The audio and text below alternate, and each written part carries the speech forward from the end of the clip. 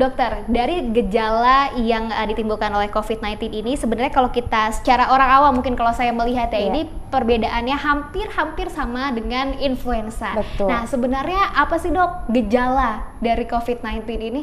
Gejalanya adalah yang paling banyak atau mayoritas adalah demam lebih dari 38 derajat Celcius, kemudian batuk, pilek, nyeri tenggorokan, kalau keadaannya makin parah bisa sesak napas. Nah, gejalanya ini tidak harus selalu batuk sama pilek atau nyeri tenggorokan, bisa salah satunya. Oh, jadi tidak selalu bersamaan ya dok munculnya? Betul, iya. Terus kemudian bisa juga tanpa gejala.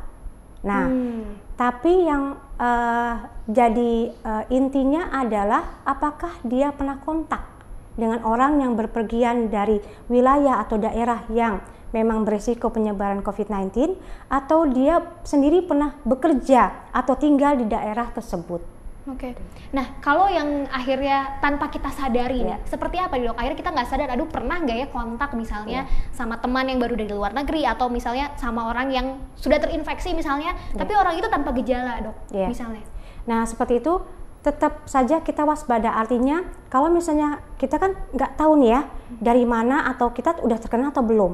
Jadi kita udah misalnya rasa aduh batuk pilek demam, berarti kita benar-benar isolasi diri selama 14 hari. Ini hanya untuk pencegahan dirinya sendiri, karena kita tidak tahu apakah sudah tertular atau tidak. Tapi dengan 14 hari itu, kita bisa meningkatkan imunitas diri kita sendiri. Oke. Nah, kenapa sih dok harus 14 hari? Apakah masa inkubasi dari virus itu 14 hari atau gimana dok? Masa inkubasi dari sejak virus masuk ke tubuh kita sampai munculnya gejala itu 14 hari.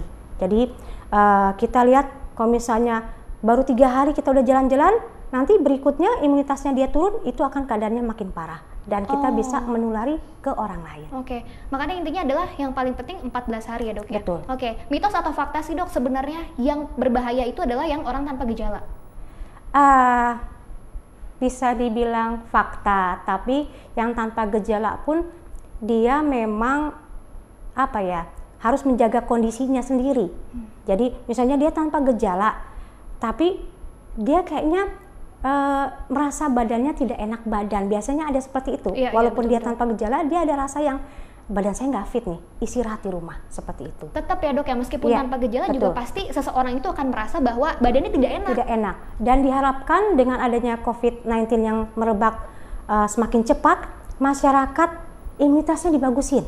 Jadi jangan panik, karena virus ini adalah COVID-19 ini adalah virus, jadi self-limiting disease. Jadi dengan meningkatkan imunitas diri sendiri, kita tidak tertular atau penyakit tidak akan masuk ke dalam tubuh kita. Yang rentan tertular, kriteria seperti apa sih dok? Yang rentan tertular adalah lebih banyak yang dengan komorbid atau penyerta, yaitu hipertensi, diabetes mellitus, itu yang tersering. Terus kemudian usia lanjut, di mana daya tahan tubuhnya pun sudah menurun, jadi seperti itu yang akan lebih rentan terkena. Yang lebih rentan. Jadi intinya adalah, yaitu balik lagi ya dok, ya harus menjaga imunitas tubuh, makan yang benar, yang sehat, yang bergizi, 4 sehat 5 sempurna ya dok ya. Oke, kemudian apa yang harus dilakukan ketika seseorang sudah mulai terindikasi mungkin atau misalnya sudah menunjukkan gejala-gejala dari COVID-19 ini? Betul, biasanya kan orang suka menduga-duga, saya kena nggak ya? Harus ke rumah sakit atau ke puskesmas nggak ya? Harus ikut tes nggak? Nah kalau gitu gimana tuh dok? Betul sekali. Nah kalau seperti itu, kita kembali lagi tadi ke obrolan yang pertama tadi, bahwa kalau misalnya kondisinya masih ringan, kita bisa tinggal di rumah, kita tinggal di rumah dengan meningkatkan imunitas diri. Tapi kalau misalnya batuk pileknya kok tambah lama, tambah menjadi-jadi, tambah parah, kemudian demamnya makin tinggi, itu bisa mengontak puskesmas yang terdekat. Itu kalau misalnya udah makin parah, ada sesak napas, hubungi 119.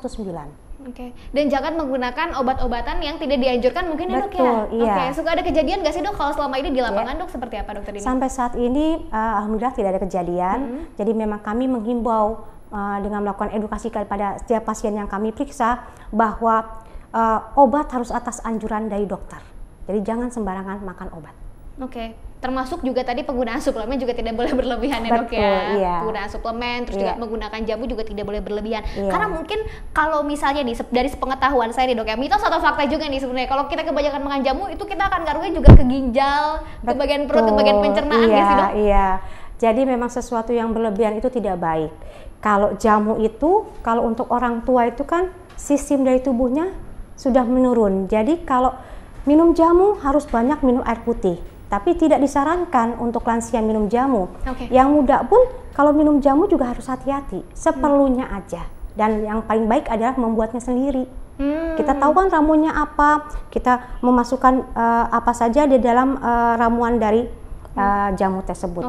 Dok, saya penasaran deh, sebenarnya kalau dari takaran gizi sendiri nih dok, setiap harinya yang paling banyak yang harus kita konsumsi ini apa sih dari sisi karbohidrat, misalnya vitamin atau protein setiap harinya? Kalau untuk gizi kita lakukan gizi seimbang.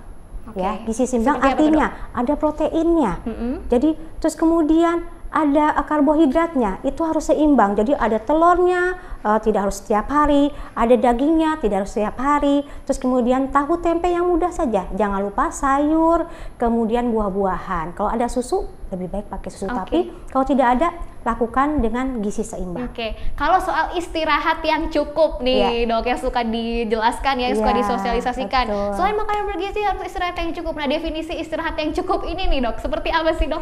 Iya, istirahat yang cukup itu memang kita 5-6 jam ideal tidur ya, tidur ya. Ya, tapi sebenarnya lebih diperlukan untuk kondisi orang yang sakit, yang tidak fit badannya. Dia istirahat dengan berada di rumah itu sudah bagus sekali. Itu aja, jaga kondisi badan, istirahat yang cukup ya disesuaikan dari keadaan dari orang tersebut. Jadi sekarang selama masa darurat COVID-19 ini yang di rumah juga jangan terlalu diforsir ya pekerjaannya dok ya.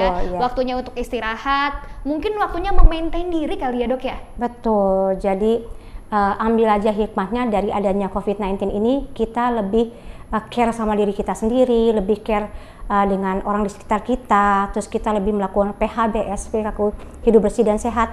Kita lebih ada olahraganya juga, dan juga kita jangan lupa berdoa. Itu saja.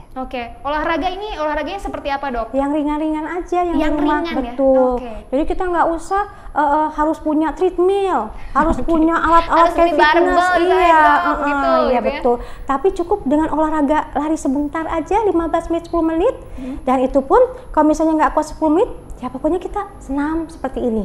Kalau ada sinar matahari jam 10, kita bisa sambil di bawah sinar matahari. Kalau tidak ada, di dalam rumah aja senam-senam seperti ini, gerakan badan. Mungkin lebih ke stretching kali ya dok ya? Betul. Melenturkan otot-otot, jangan sampai meskipun udah di rumah nih, jangan sampai jadi kaku ya dok ya. Jadi malas-malasan, enggak ya, tetap harus memperhatikan kesehatan. Dokter, kita akan ngobrol-ngobrol lagi ya. Jangan kemana-mana, setelah yang satu ini tetap bersama kami.